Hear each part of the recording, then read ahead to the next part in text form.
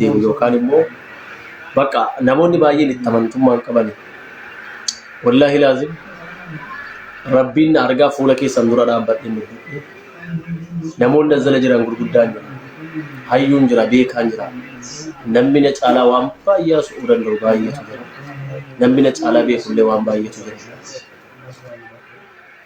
dhugaa dubbachuudhaaf kaleessas islaamummaarraa wanti na deebisuun jiru jedhee kakadheen ture isan deebi'ee sani baay'ee fagaanne baay'ee sin deemne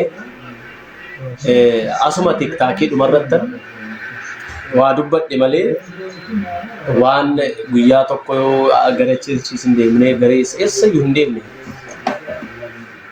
tiktaakii irratti faarfannaa sadii qofa hojjedheera viidiyoo kanaachi waan tokko yoo hojjenne na maal jechuu barbaadeni keessaa baay'ee baay'een fagaanne isin jechuu barbaadeen walumaa galatti inshallah abdiin konni guddaan immoo sooma miilanaa kana soomuudha inshallah rabbiin nuuf halaafisu baay'ee hawwii koo isa guddaadha waan ta'eef rabbii waa hundayyuu nuuf halaafisu akkasin jedha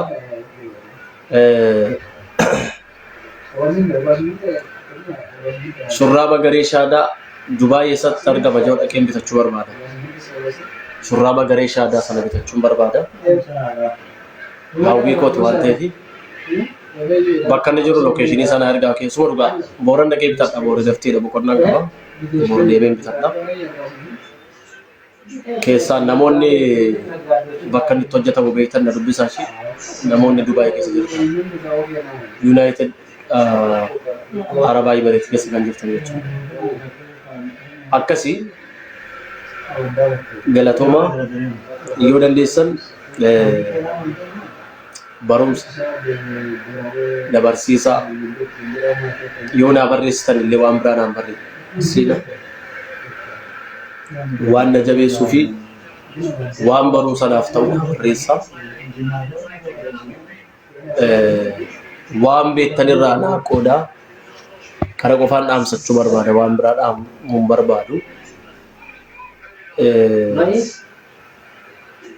galatoomaan isiniin jedha hundi keessanii yoo galatoomaa ati dhiiraayi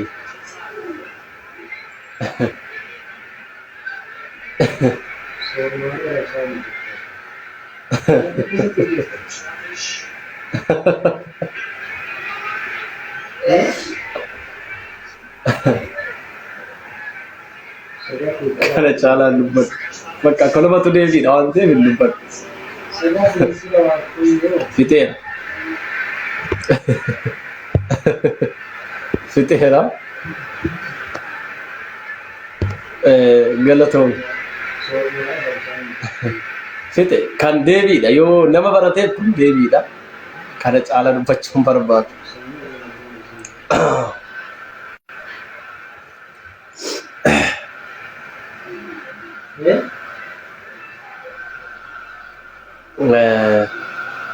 galatoma waalaikum assalam warahmatullahi wabarakatuh digarama nakasi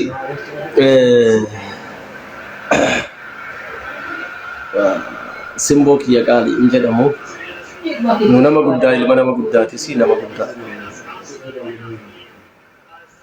akkasi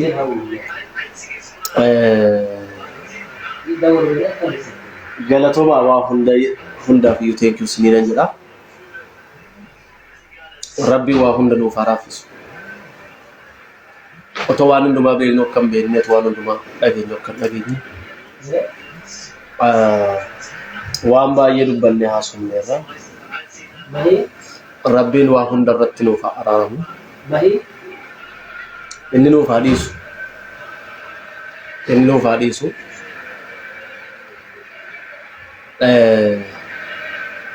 namoota kallattii garaagaraatiin wantoota tokko jedhanii fi san deebiin kennu nam tokkoof illee deebiin deebisu tarii deebii deebisattan illee hin eeginaayi nama tokkoof illee deebii deebisuun barbaadu kos ani yoo danda'ame kaayyoon koo inni guddaan barumsa barachuudha nama tokkoof iyyuu deebisuu hin barbaadu. Namni waan barbaadu jechuu danda'a. Saree sanaan jedhees galatoomuu. Nama sanaan jedhees galatoomuu. Guddadhu sanaan jedhees galatoomuu. Xiqqaadhu sanaan jedhees galatoomuu. Sana faarfates galatoomuu. Sana xiqqeesses galatoomuu. Sawulna kaases galatoomuu. Saganna buuses galatoomuu. Kaayyoon koo fawwiin koo inni guddaan rabbiin aqlii koo yaadaaf muraada kiyya rabbiin naa guutee nama guddaa akkana godhu.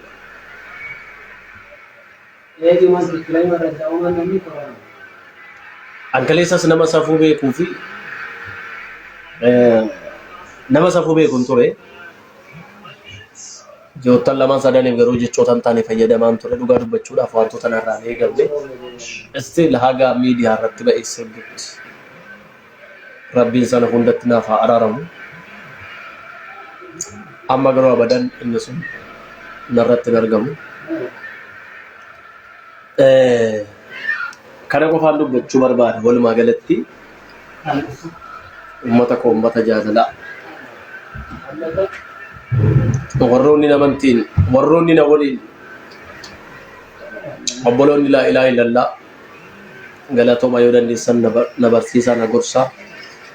Jechoota hamaaf qalbii kiyya cabsullee tarii hin dubbatinaa hin barreessinaa comment illee hin godhinaa dhaamsa koo kana naa dabarsaa.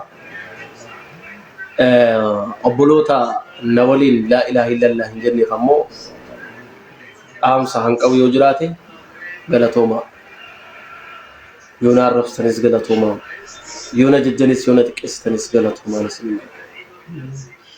Kana waan biraa dubbadhu waa tokko waan an dubbadhu hin qabu. Rabbiin qalbii keessa na banu ilma namaaf nama akka keessaniif sujuuduu jalaan rabbiin isin baasu karaa tokkichummaaf tokko isa ta'e karaa rabbii tokkichaa isin agarsiisu kana qofaan isin hin jedha. Kana qofaan isin hin jedha.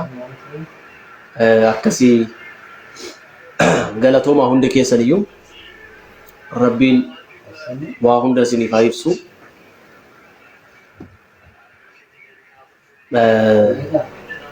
Galatooma alhamdulillah nagaa kooti dhugaa wallahi baay'ee nagaa kooti namni akka koon akkasumas kasenni guyyaa tokko mataa kiyya kubeen beeku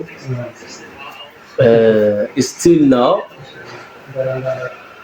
yoo guyyaa tokko mana kiibii dhaqeera jechuuf mataa kiyya kun guyyaa tokko na kubeen beeku.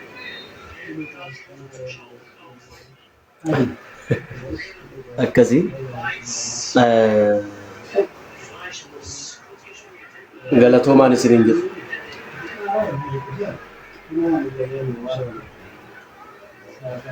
Akkasii galatoomaa.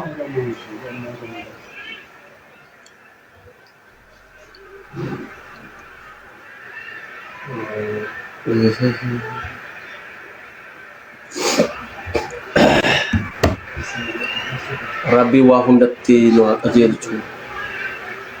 Rabbiin waa hundatti nu sattaru. Akkas amarree deebi'ee kanan dhaamsadhu. Obboloonni naa waliin laa ilaaha illallah Muhammad Rasuulallah jettan.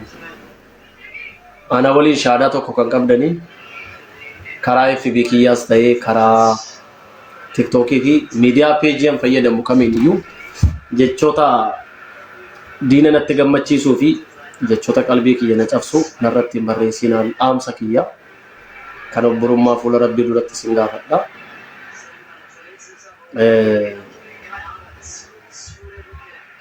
Akkasii ilmi namaa kun dogoggoraadha.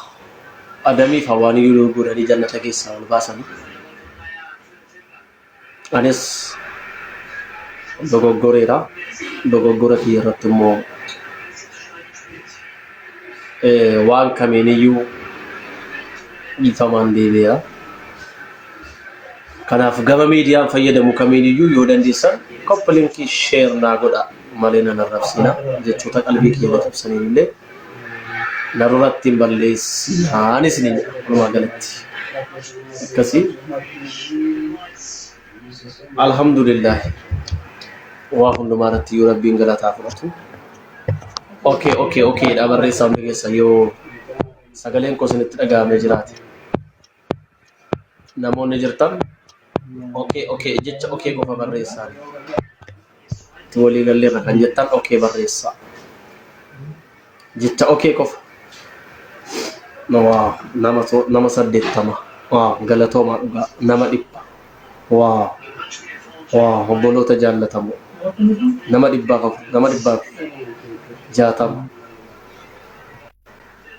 Kun hundi commentii gaarii yoo na barreesse obboloonni koo ana waliin shaadaa qabanii video ko like share yoo na godhan yoo na jajjabeessan gammachuun kana caalee anaaf wanti biraan hin garuu yoo na arrabsan qalbii kiyya na cabbi isin iyyuu beektu waan ta'eef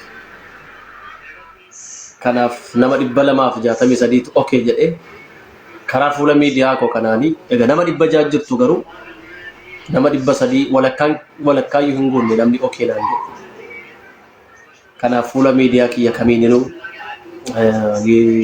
yoo maqaa kollee mention gootanii post gootanii arraa keessan